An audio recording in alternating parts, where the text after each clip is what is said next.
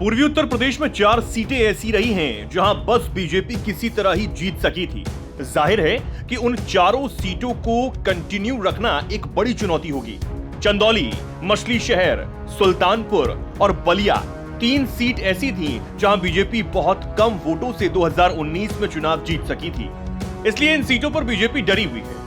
उत्तर प्रदेश में मछली शहर लोकसभा सीट पर सबसे कम अंतर रहा था। बीजेपी ये सीट महज 181 वोटों से ही जीतने में सफल रही थी। मछली शहर में बीजेपी ने मौजूदा सांसद बीपी सरोज को उम्मीदवार बनाया है।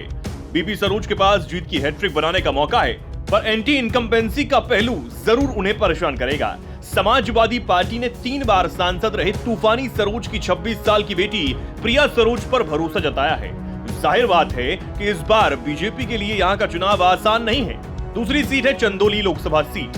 पहली बार बीजेपी ने पूर्वांचल की चंदौली लोकसभा सीट पर जीत हासिल की थी। हालांकि यहाँ जीत का अंतर भी ज्यादा नहीं था।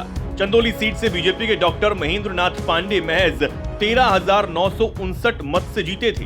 वहीं इससे पहले भी इसी लोकसभा निर्वाचन क्षेत्र से साल 2014 का आम चुनाव डॉक्टर पांडे ने 1.5 लाख से ज्यादा मतों के अंतर से जीता था।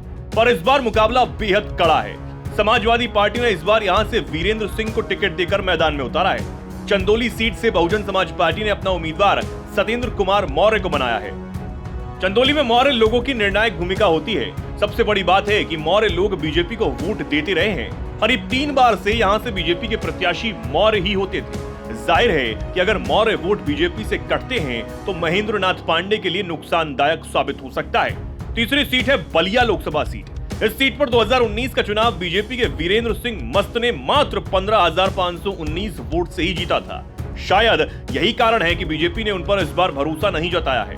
बीजेपी ने पूर्व प्रधानमंत्री चंद्रशेखर के पुत्र नीरज शेखर को यहां से कैंडिडेट बनाकर मैदान में उतारा है। उनके सामने समाजवादी पार्टी के सनातन पांडे और बीएसपी के ललन सिंह यादव मैदान में है। नीरज शेखर की स्थिति यहाँ मजबूत है, पर सनातन पांडे खेल बिगाड़ने की कुवत रखते हैं। और चौथी सीट है सुल्तानपुर लोकसभा सीट। इसके बारे में कहा जाता है कि इस सीट से दोबारा कोई सांसद नहीं बना, लेकिन मेनका गांधी बीजेपी के टिकट पर फिर मैदान में है। सामने मुकाबला है उत्तर प्रदेश सरकार में पूर्व मंत्री राम भुआल निषाद से।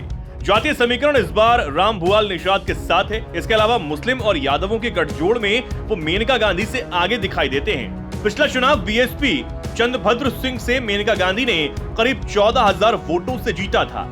कमाल की बात यह है कि इस बार चंद्रभद्र सपा में शामिल हो गए हैं और राम भुआल निषाद को समर्थन कर रहे हैं। ये सीट मेनका गांधी के लिए जरा मुश्किल मालूम होती है।